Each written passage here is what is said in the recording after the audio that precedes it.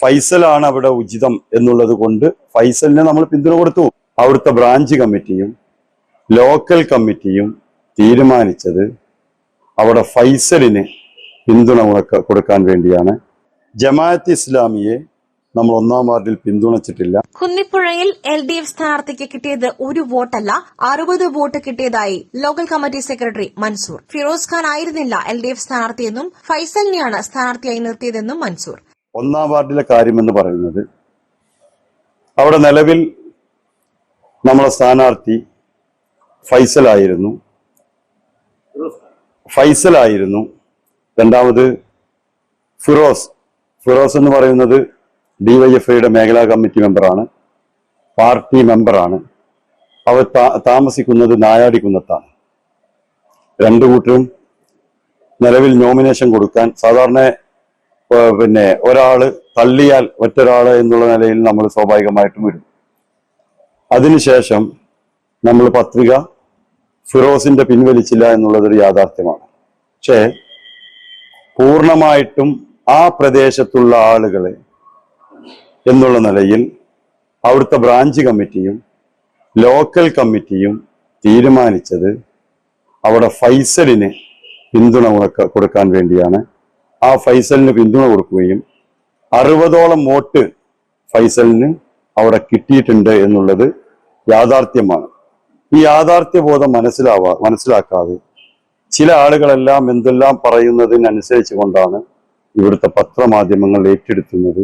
അതൊരു ശരിയല്ലാത്ത രീതിയായിരുന്നു എന്നുള്ളൊരു അഭിപ്രായം കൂടി നമുക്കുണ്ട്. മണ്ണാർക്കാട് മുനിസിപ്പാലിറ്റിയിൽ ഈ 30 വാർഡുകളിലും പോരാട്ടം നടന്നിട്ടുണ്ട്. അവിടെയെല്ലാം UDFന്റെ വോട്ടുകളെല്ലാം LDF പിടിച്ച് ജയിക്കുന്നു, ചില സമയങ്ങളിൽ BJP പിടിക്കുന്നു. അങ്ങനെ വോട്ട് പലതരത്തിലും പിരിഞ്ഞു പോയിട്ടുണ്ടാവുമല്ലോ. പിന്നെ അത് ജമാഅത്ത് ഇസ്ലാമിക്ക് കൊടുത്തു എന്നെങ്ങനെ നിങ്ങൾ പറയാം? ഒരു പക്ഷെ ഞാൻ ചോദിക്കട്ടെ, അതായത് നിങ്ങൾ പറഞ്ഞതിലൊരു വൈദ്യുതി എന്താ ചെയ്യാല്, നിങ്ങൾ ഈ ഫിറോസ് ഖാനെ നിങ്ങൾ സപ്പോർട്ട് അവിടെ നിർത്തിയില്ല എന്നുള്ളതാണ് നിങ്ങൾ പറയുന്നത്? ഇല്ല, അവിടെ നിങ്ങൾ നിർത്തി. ഞങ്ങള് ഫിറോസിനെ നിർത്തി. ഫിറോസ് നായാടിക്കുന്ന പ്രദേശത്തുള്ള ആളാണ്. അതിനേക്കാളും ഉചിതം നമ്മളെ ആ കുന്തിപ്പുഴയിൽ ഫൈസൽ സ്വതന്ത്ര സ്ഥാനാർത്ഥിയായിട്ട് നോമിനേഷൻ കൊടുത്തിരുന്നു. ആ സമയത്ത് നോക്കുമ്പോ നിങ്ങൾ ഈ ഒരു പ്രകടന പത്രിക ഉൾപ്പെടെ നോക്കുമ്പോൾ ഒരു മിനിറ്റ്, നിങ്ങൾ പ്രകടന പത്രിക ഉൾപ്പെടെ നോക്കുമ്പോ അതില് ഫിറോസ് ഖാന്റെ പേരാണ് അതിൽ കാണുന്നത്. പിന്നെ നിങ്ങളുടെ ഫേസ്ബുക്ക് പോസ്റ്റിൽ 1-ാം വാർഡ് സ്ഥാനാർത്ഥി എന്ന് പറഞ്ഞിട്ട് നിങ്ങൾ തന്നെ പബ്ലിഷ് ചെയ്തത് ആ ഫിറോസ് ഖാനായിരുന്നു. നിങ്ങളുടെ ഫേസ്ബുക്കിലുണ്ട്, മറ്റാളുടെ പേര് എവിടെ ഞങ്ങൾ കണ്ടിട്ടില്ല. അതാണ് ചോദിച്ചത്. നമ്മള് ഈ തെരഞ്ഞെടുപ്പിനെ കുറിച്ച് എല്ലാവർക്കും അറിയും. തെരഞ്ഞെടുപ്പിന് ലക്ഷ്യം ഒന്ന് മാത്രമേ ഉള്ളൂ, വിജയിക്കുക എന്നുള്ളത് മാത്രമേ ഉള്ളൂ. പ്രചരണം തുടങ്ങുന്ന സമയങ്ങളിൽ അവിടുത്തെ പാർട്ടിക്കും നമുക്കും ബോധ്യപ്പെട്ടത് ആ പ്രദേശത്തുള്ള ആളാണ് ഫൈസൽ. ആ ഫൈസലിനെ പിന്തുണച്ചാൽ അവിടെ പാർട്ടിക്കും ഫൈസലിനും വോട്ട് പിടിക്കാൻ കഴിയും എന്നുള്ളത് കൊണ്ട് തന്നെയാണ് നമ്മൾ അവിടെ പിന്തുണ കൊടുത്തത്. പ്രകടന പത്രിക മറ്റേതെല്ലാം കറക്റ്റ്. പക്ഷെ നമുക്കൊന്ന് മാത്രമേ ഉള്ളൂ ലക്ഷ്യം, എങ്ങനെയാണ് ജയിക്കുക. ആ ജയിക്കാൻ സാധ്യത ഉള്ള ആളാരാണ്? ആ സാധ്യത ഉള്ള ആളാണ് ഫൈസല്. പക്ഷെ അങ്ങനെയാണെങ്കിൽ ഈ ഫൈസലിന്റെ ഒരു പോസ്റ്റർ പോലും നിങ്ങൾ ലോക്കൽ സെക്രട്ടറി ഉൾപ്പെടെയുള്ള ആളുകൾ ഷെയർ ചെയ്തിട്ടില്ല. മറിച്ച് നിങ്ങൾ ഷെയർ ചെയ്തത് മുഴുവൻ LDFന്റെ സ്ഥാനാർത്ഥി എന്ന രീതിയിൽ ഫിറോസ് ഖാന്റെ പോസ്റ്ററുകളാണ് ലോക്കൽ സെക്രട്ടറി ഉൾപ്പെടെയുള്ള സഖാക്കൾ എല്ലാവരും ഷെയർ ചെയ്തത്. നിങ്ങളുടെ സ്ഥാനാർത്ഥി യഥാർത്ഥത്തിൽ ഫൈസൽ ആയിരുന്നു എങ്കിൽ നിങ്ങൾ ഷെയർ ചെയ്യേണ്ടതും പ്രചരണം നടത്തും ഫൈസലിന് വേണ്ടിയിട്ടല്ലേ? ഫൈസലിന്റെ ഞാൻ ആകെ FBയിൽ ഫസ്റ്റ് തുടക്കത്തിൽ ഒരു പോസ്റ്റ് ഇട്ടു. രണ്ടാമത് നമ്മൾ അവിടെ പാർട്ടി കമ്മിറ്റി വിളിച്ച് പാർട്ടി കമ്മിറ്റിയിലാണ് നമ്മൾ ഫൈസലിനെ പിന്തുണക്കാൻ വേണ്ടി തീരുമാനിച്ചത്. ഫൈസലിന് വേണ്ടി ആ പ്രദേശത്തെ ആളുകൾ വീട് കയറുകയും ഫൈസൽ അതിന്റെ അടിസ്ഥാനത്തിൽ തന്നെയാണ് 60 വോട്ട് പിടിക്കാനുള്ള സാഹചര്യം ഉണ്ടായത്. അപ്പത്തിന് സമയം കഴിഞ്ഞിരുന്നല്ലോ. ഇല്ല, പറയട്ടെ.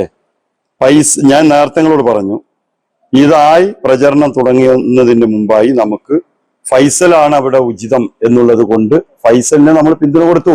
ഞാന് നിങ്ങളോട് കൃത്യമായ ഒരു കാര്യം സൂചിപ്പിക്കാം. ഇത് തെരഞ്ഞെടുപ്പാണ്.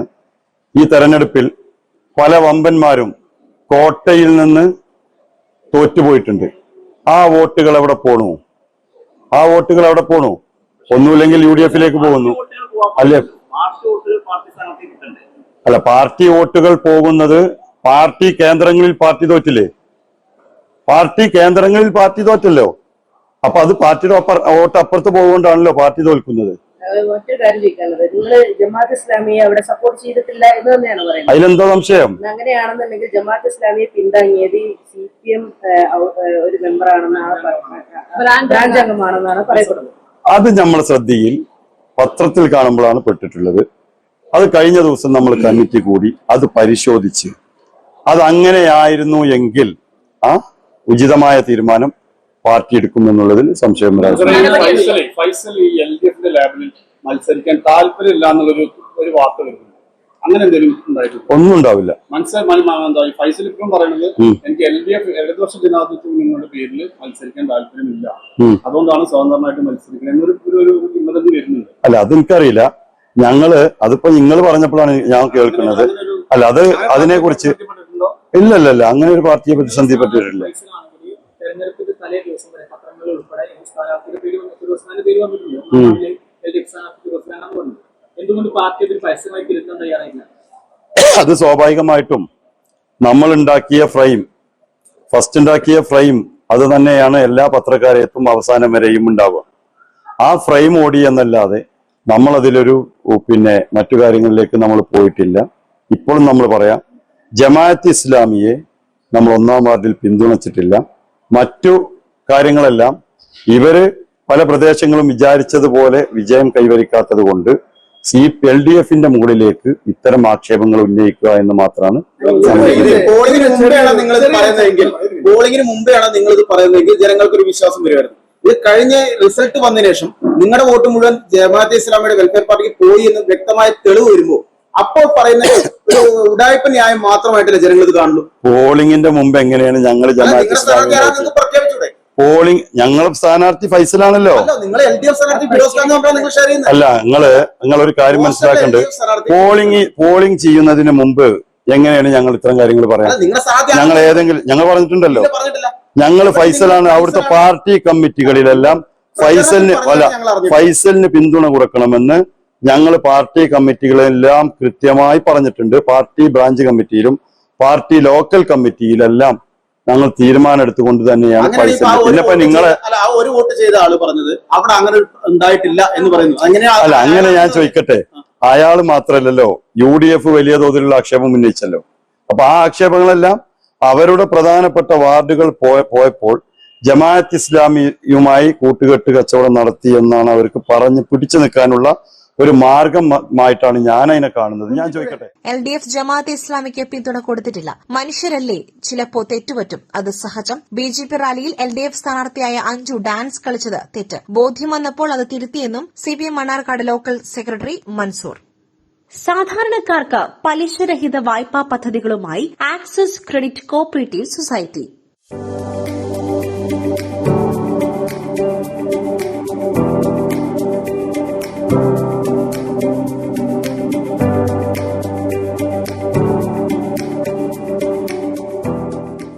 ധനകാര്യ സ്ഥാപനങ്ങൾ പലതുമുണ്ടാകാം. എന്നാൽ ₹1 പോലും പലിശ ഈടാക്കാതെ സ്വർണ്ണ വായ്പ നൽകുന്ന സ്ഥാപനം ആക്സിസ് ക്രെഡിറ്റ് കോഓപ്പറേറ്റീവ് മാത്രമല്ല group loan, saving account, fixed deposit, digital EMI, RD, business loan തുടങ്ങി വിവിധ സ്കീമുകളും ആക്സിസ് ക്രെഡിറ്റ് കോഓപ്പറേറ്റീവിലൂടെ ലഭിക്കുന്നു.